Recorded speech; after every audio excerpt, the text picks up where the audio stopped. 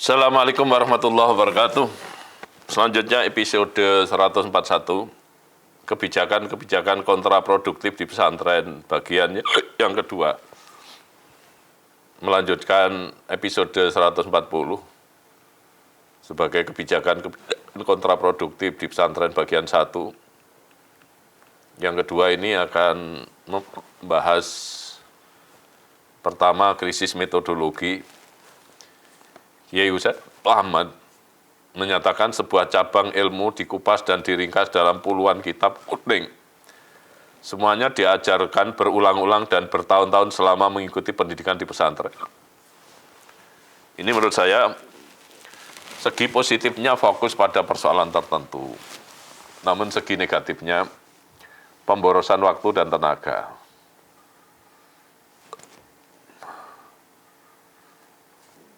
Kenapa tidak mempelajari yang lain? Kok hanya mengulang-ulang itu? Konsekuensi yang kedua bahwa efek dominonya, kebiasaan mengulang-ulang itu mempengaruhi pola penguasaan ilmu di kalangan pesantren. Sehingga kecenderungan santri hanya mengulang yang sudah diajarkan oleh ustadznya, oleh kiainya. Kecenderungan santri menyerap pengetahuan yang diajarkan oleh kiainya, oleh ustadznya, kemudian memproteksi. Tidak ada kecenderungan untuk kreativitas, produktivitas, apalagi progresivitas. Ini sebagai konsekuensi. Kiai Husain Muhammad menyatakan berikutnya bahwa kitab kuning yang diajarkan di pesantren menekankan pada pendalaman dan pengayaan materi, namun sangat sedikit mengembangkan teori, metodologi, serta wawasan yang luas dan terbuka. Padahal ketiga hal ini justru menjadi unsur-unsur keilmuan yang mendasar. Karena itu benar suatu pernyataan bahwa komunitas pesantren lebih kaya materi, namun miskin teori dan metodologi. Penguasaan metodologi lazimnya tidak diperkenankan di pesantren, apalagi pendalamannya. Maka cara-cara merumuskan teori juga belum pernah diperkenalkan di pesantren. Ilmu pengetahuan yang diperoleh santri di pesantren merupakan ilmu pengulangan semata, bukan ilmu baru sama sekali. Bukan ilmu pengembangan, bukan ilmu hasil kreativitas. Selanjutnya Profesor Dr. Mas Tuhu menyatakan bahwa proses pembelajaran di pesantren lebih menekankan pada penguasaan dan pengayaan materi pengajaran daripada metodologi berpikir keilmuan. Di pesantren juga diajarkan ilmu mantek atau silogisme. Ini pesantren tertentu tentunya. Tetapi sifatnya mekanis dan tidak membangkitkan pengembangan pemikiran rasional. Karena dalam ilmu mantek itu disusun suatu konsep universal. Misalnya semua orang akan mati, Aristoteles adalah manusia, maka Aristoteles akan mati. Nah, cara berpikir seperti ini disebut silogisme, termasuk dalam logika tradisional yang dipelopori oleh Aristoteles. Logika ini telah digugat oleh Ibnu Taimiyah melalui kitabnya Ar-Radd ala Kitabil Mantiqiyah. Lalu Ibnu Taimiyah membuat tandingan sendiri, sebuah teori, yaitu al-haqiqatu fil a'yan la fil adhan. Kebenaran itu adalah melalui kenyataan-kenyataan, bukan melalui pemikiran-pemikiran. Sehingga Ibnu Taimiyah itu sangat layak ditempatkan sebagai perintis aliran empirisme. Perintis aliran empirisme pertama. Kiai Husain Muhammad menyatakan bahwa apabila khazanah keilmuan Islam klasik yang dimiliki pesantren bisa dioptimalkan dengan sebaik mungkin, kualitas pesantren jauh lebih baik daripada lembaga-lembaga pendidikan lainnya. Namun miskinnya metodologi dan a priorinya pesantren terhadap dunia luar menyebabkan potensi itu tidak memiliki makna. A priori itu dimaksudkan oleh Kiai Husain Muhammad itu terlalu percaya bahwa yang berasal dari luar itu jelek, yang berasal dari luar itu merusak, yang berasal dari luar itu bertentangan dengan ajaran Islam misalnya. Jadi a priori itu pengetahuan yang diperoleh seseorang sebelum mengalami. Beda dengan a posteriori. A posteriori pengetahuan yang diperoleh seseorang setelah mengalami. Karena itu kondisi pesantren yang demikian itu menurut saya kuncinya ada pada filsafat, epistemologi, dan metodologi. Termasuk metodologi penelitian. Jika bidang ilmu-ilmu instrumental ini dikuasai dan didalami, pesantren akan sangat bagus. Bahwa memang bisa lebih baik daripada lembaga-lembaga pendidikan lainnya. Kalau 4 hal itu dikuasai, didalami, menjadi budaya, menyertai budaya pesantren yang selama ini. Selanjutnya M. Damam Raharjo menyatakan bahwa lembaga yang mengembangkan dan mengajarkan agama seperti pesantren ini, betapapun bukan lembaga yang mengembangkan ilmu pengetahuan, atau bukan mendorong kemajuan.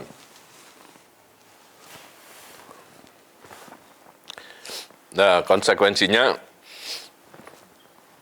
pesantren hanya berfungsi konservasi keilmuan, yakni melestarikan ilmu pengetahuan keislaman klasik yang pernah dipelajari, didalami. Pesantren tidak memiliki target mengembangkan ilmu pengetahuan keislaman. Sedangkan Kiai Sa'al Mahfud menyatakan bahwa penilaian santri bahwa kerja intelektual pesantren dan kajian keagamaannya hanya berkisar pada interpretasi tekstual.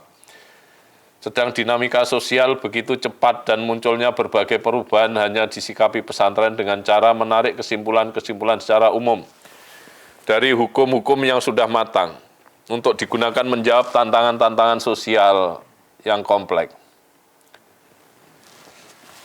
Biasanya memang cara kerjanya adalah melacak dalam kitab-kitab muktabar. Ketika ditemukan pandangan pengarang kitab tersebut, lalu dijadikan landasan dalam menjawab suatu masalah. Ini memang kurang kritis. Kalau dalam penelitian sebagai perbandingannya, setelah ada temuan, masih ada langkah-langkah berikutnya, ada langkah analisis, ada langkah interpretasi, ada langkah kalau kualitatif ya ada triangulasi, baru kemudian kesimpulan. Nah, sehingga bisa lebih tajam. M. Habib Khirjin menyatakan bahwa ilmu di pesantren lebih bersifat normatif daripada nomotetik dan deskriptif. Berbeda dengan konsep ilmu umum, terutama ilmu kealaman.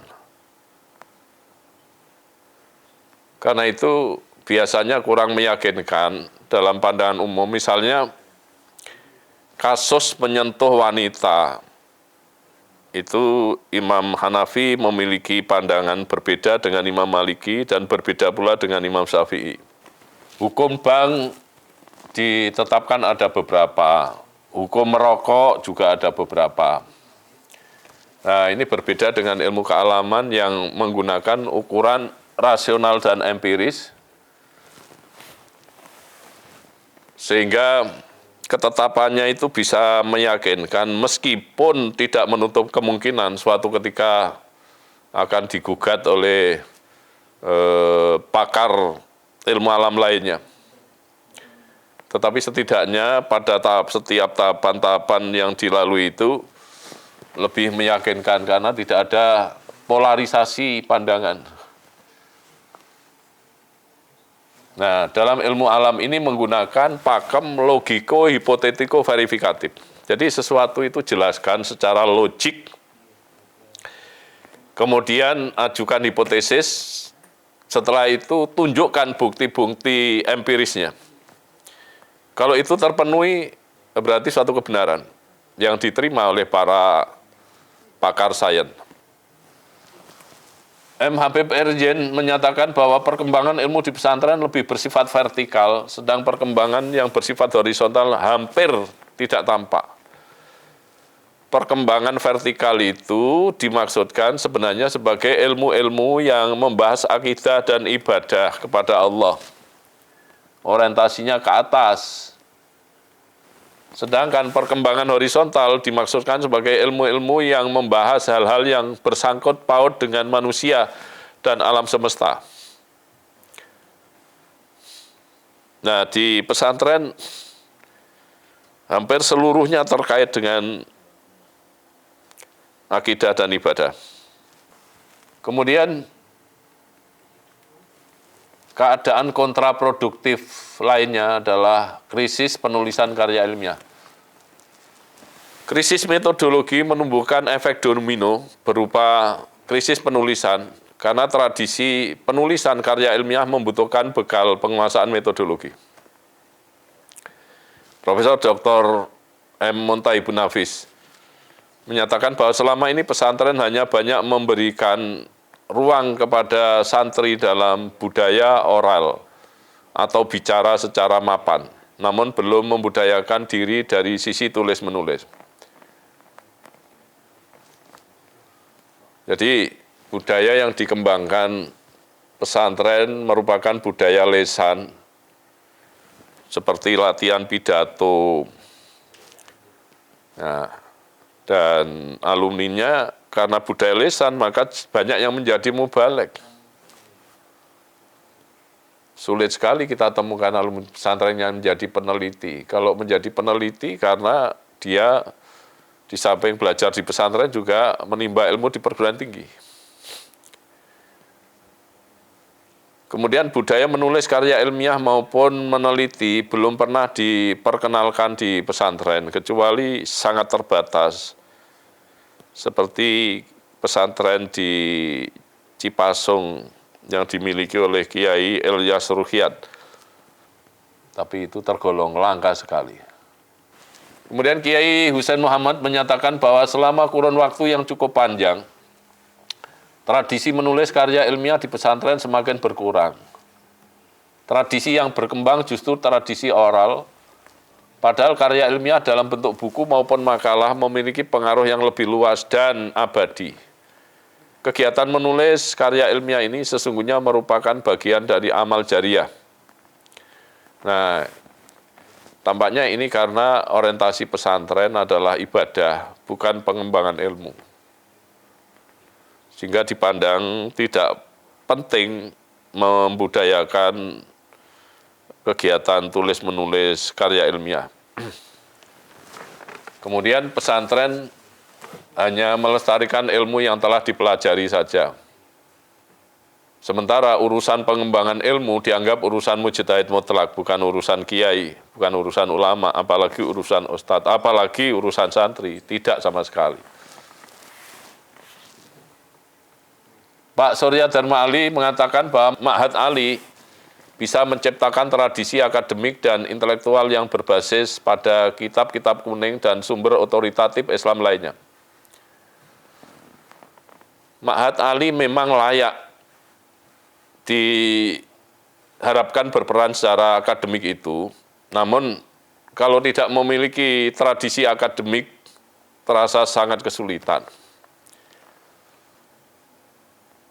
Sebenarnya santri Ma'had Ali dari segi materi memiliki modal yang sangat kuat untuk menciptakan tradisi akademik, namun dari segi metodologis masih sangat lemah.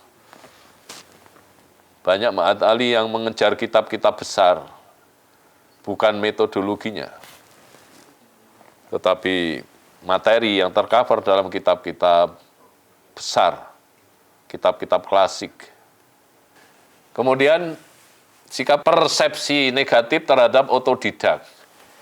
Kiai Husain Muhammad mengatakan bahwa Kiai sering mengatakan bahwa belajar tanpa guru tidak akan memperoleh berkah.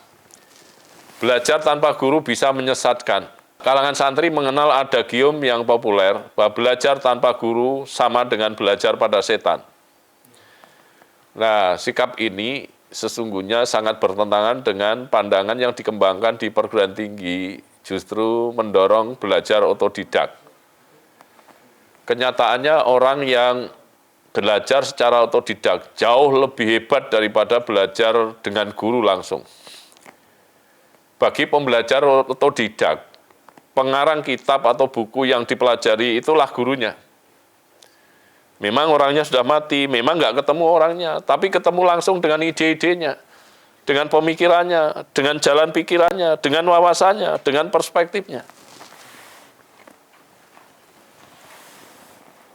Kita mencatat misalnya orang-orang yang otodidak, misalnya Pak Ayep Rosidi, itu hanya drop out dari Taman Madya atau SMU, sekarang SMU. Ya, ketika menghadapi ujian ada berita santer bahwa terjadi pembocoran soal, akhirnya Pak Ayep Rosidi gregeten, dia menulis surat ditujukan pada gurunya yang menyatakan bahwa dia tidak akan mengikuti ujian, tetapi di dadanya membara bahwa dia harus mengalahkan kawan-kawan yang mengikuti ujian. Dia harus mengalahkan kawan-kawannya itu meskipun kawan-kawannya kuliah. Nah, modalnya adalah banyak membaca dan menulis. Dan komitmen ini betul-betul direalisasikan sehingga Pak Ayep Rosidi itu menerbitkan lebih dari 100 buku. Bahkan kemudian dia menjadi profesor di Osaka Gaidai, Jepang selama 20 tahun hingga pensiun.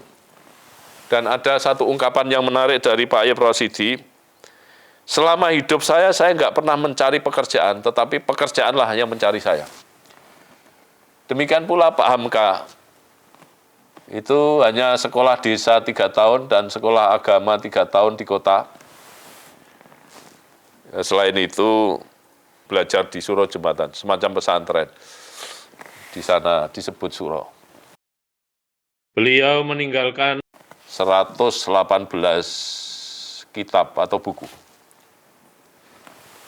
Kemudian dia sebelum meninggal mendapatkan gelar doktor honoris causa dan mendapat jabatan profesor sehingga menjadi profesor doktor. Demikian juga otodidak yang dilakukan oleh Pak Rosihan Anwar,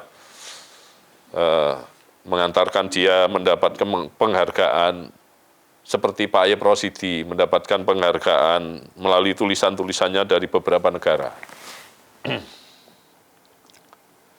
Nah, jadi di kalangan perguruan tinggi belajar mandiri yang disebut otodidak itu malah sangat dihargai karena belajar penuh kesadaran. Yang hasilnya jauh lebih hebat daripada belajar karena ujian. Daripada belajar didampingi guru. Nah, ini menyatakan bahwa lazimnya para ustadz di pesantren tidak berani membaca kitab yang belum pernah dipelajari dari seorang guru. Jika seorang ustadz akan mengajar, maka kitab yang akan dibacanya harus lebih dulu matang dan memiliki sanad atau transmisi yang dapat dipertanggungjawabkan secara ilmiah dan di hadapan Allah. Ini tentu kita berpikir bahwa kalau sekadar membaca kitab saja tidak berani, bisa dibayangkan tertinggal informasi keilmuan yang sangat jauh.